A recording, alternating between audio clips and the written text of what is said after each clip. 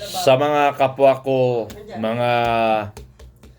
mga kapwa ko Pilipino, kapwa ko MUP, sana mag-isip tayo. Huwag na tayong manggatong sa mga politician kasi yung mga politician nag-aaway sila, nagtatagisan sila, pero hindi na iniisip na aapektuhan ang mga kababayan natin. Pangalawa, yung ating ekonomiya naapektuhan. Hindi na, ang focus kasi ng politician natin ngayon, laban ng politika, hindi progreso ng ating bayan. Yun yung problema natin. Pwede ba, hiling ko mga MUP, magkaisa tayo, ayusin natin, tumulong tayo sa pag-aayos ng ating bansa. Hindi tayo makipagsabwatan sa mga sindikato sa gobyerno. Tulungan natin ang bansa natin. Yung mga problema sa gobyerno, pwedeng kausapin natin because we are retired. Maaring pakinggan tayo. We the MUP, Men in Uniform Personnel. Sana, mga kaibigan, mga kababayan ko, mga MUP, mag-initiate tayo, magkaisa tayo for the good of the Filipino people, for a better Philippines. Hindi tayo makisawsaw sa politika, bagkos pagkasunduin natin sila. Huwag tayong makisawsaw sa kanila. At unang-una, huwag tayong magpabayad, huwag tayong magpagamit. Sigurado ko, ang bansa natin ay uunlad. Uunlad ang ating bansa kung hindi tayo makisawsaw sa politika, bagkos tayo yung mediator ng mga politician, ng mga sindikato. Maraming salamat. Yes, mga kapensyuner sa IAP, PNP, Coast Guard, Jail Management, Bureau of Fire, Bureau of Prison, magandang umaga sa inyong lahat. Maraming tumatawag sa akin ng other MUP na kung kasali daw sila. Lahat ng, pag sinabing MUP, yun yung binanggit ko, basta lahat na naka-uniforme. Lahat kayo ay kasali dito sa pinag-uusapan natin. Kasi sa aking palagay, nag-usap-usap sila na hininto nila 2018 ang pagbibigay ng pera, ng differential ng from 2000 to 2013. So lahat ng retired 2013 up to 1950 kung buhay pa. Now 2013 pataas, hindi kayo kasali dito sa pinag-usapan. But we have sa AFP, sa AFP lang alam ko. Sa AFP mayroon kayong 6 month sa 2019 differential. So yun yung 2019 differential 6 month mayroon. Lahat ng enlisted personnel mayroon pang bibigyan sa inyo. Sa officers na ibigay na. So ngayon ang dinidiscuss ko ngayon sa other MUP, hindi ko na monitor kung magkano ang natira sa inyo. Pero alam ko, marami nagkiklaim sa inyo, marami naghabol, marami rin hindi nabigyan. But punta na lang ako dito sa EFP.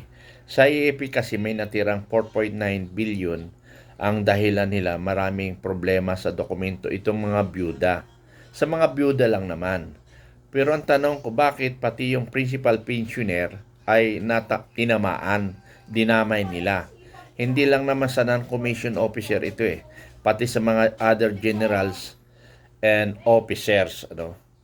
So, ngayon dahil kumikilos na naman ako o tayong lahat na habulin yung differential, habulin yung differential na yon at may mga legal action na gagawin natin, ay kumilos na naman ang sindikato.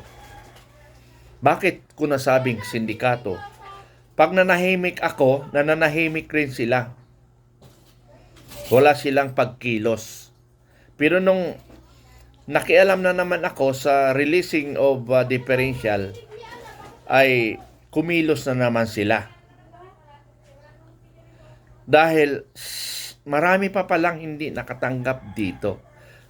Take note, 4.9 billion yung hinahabol natin. Pero almost dito ay mga byuda. So, dito nila dinadali ang byuda kasi maraming requirements. Maraming delay. Ang byuda kawawa, mayroong 5 beses nag-submit ng papers, sabihin nila nawala. Sabi nila nawala. That's part of negligence ng PGMC. Tandaan nyo mga pensioner. Pag nawala ang papel nyo, magreklamo kayo, papunta kayo ng Provost Marshal. Kung hindi nyo alam ang sundalo, yung officer mismo, take charge sa task force yung task force differential lang officer ang ireklamo ninyo. Bakit nawala ang papers ninyo? Take note ha. Huwag tayong patanga-tanga. Ireklamo nyo yung task force commander bakit nawala ang dokumento ninyo. Huwag kayong matakot. Kasi habang natatakot tayo, nag-aabuso ang kasamahan natin. Okay. Pag nawala ang papel nyo, at mayroon kayong ebidensya na naibigay nyo, pinapirma nyo, hawak-hawak yung perma, diretso ka agad kayo sa Provost Marshal. Huwag kayong magpatangkas sa civil employee. Kasi civil employee, hindi yan sakop ng Provost Marshal. Doon kayo mismo dumiretso sa Provost Marshal. Pag ang papel nyo, mga misis, ang dokumento nyo, pina-receive nyo sa PGMC, hawak nyo yung dokumento, na-receive nila. Pag sinabing nilang nawala, diretso ka agad kayo sa Provost Marshal. Libo-libo kayo pumunta ng Provost Marshal. Bugbukin nyo ng reklamo ang Provost Marshal. Tandaan nyo ito, gumagawa na ng aksyon, magalit kayo, magalit. Kasi pinanindigan ko na ito. Huwag nyo akong takutin. Mas maganda bagkos, kausapin nyo ako na malumanay na ganto-ganton. Actually, nag-usap kami ni Commander Cases, nag-usap kami ni Colonel Mansulim na i-release na daw. October ko pa pinag-usapan yun ngayon, mag-October na, wala pa. Anong problema doon? Sa widows, may problema talaga. Kasi delaying tactics sila. Ginamit nila ngayon ang Jago. Jago officer, general, huwag kasabwatin ang mga nagdidikta sa atin. Sa COA, ayaw nang nilang gamitin alibay ang COA kasi palagi ko silang nasisermonan. General, may kababayan, taga Samar, Eastern Samar. Please, tulungan natin ang kapwa natin. Magiging biktima rin kayo after your retirement. Tandaan nyo yan. Kasi nandyan na yung sitwasyon na nakita nilang system. Paano nila dayain ang sistema. Lahat tayo maging biktima. Kaya nanawagan ako sa active ngayon. Sa AAP Sergeant Major, that is your task. Sa AAP Sergeant Major, that is your task habang kayo ay nasa active. Gumawa kayo ng position papers. Gumawa kayo ng position papers. I-submit nyo na dapat hindi na kami maging biktima after our retirement. Kayo mga nasa J1, kumilos ka naman para sa ating mga kapwa retirees. Mag-retire ka rin J1. Hindi ko alam kung sino yung J1 ngayon J1. Gumawa ka kaya ng directive, memorandum, na hindi na pwede mangyari yun. Nasa direktiba lang yan Nasa direktiba lang yan. Pero sa ngayon, hindi nyo na kaya habulin yan kasi tapos na Nangyari na, nandyan na. Now, kumilos tayo, kumikilos rin ang Sarangco.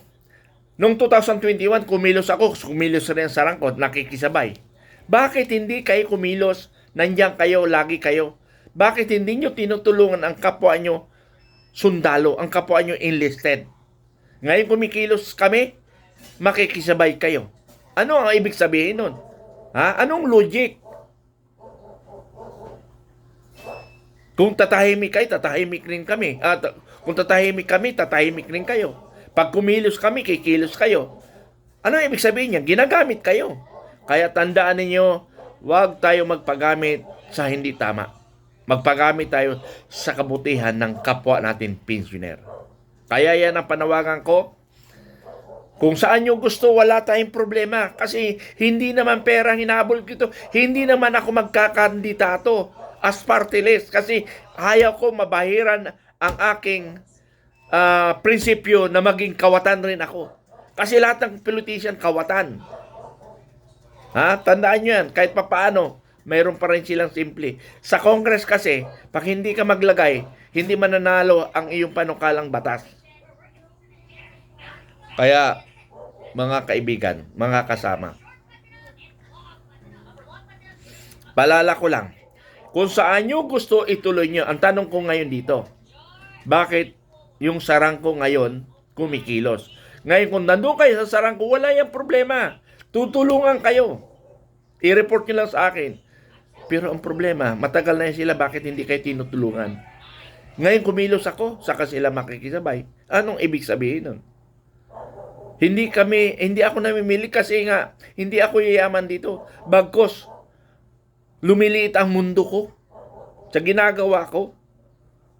Lumiliit ang mundo ko sa ginagawa. Paano binabangga ko mga sindikato?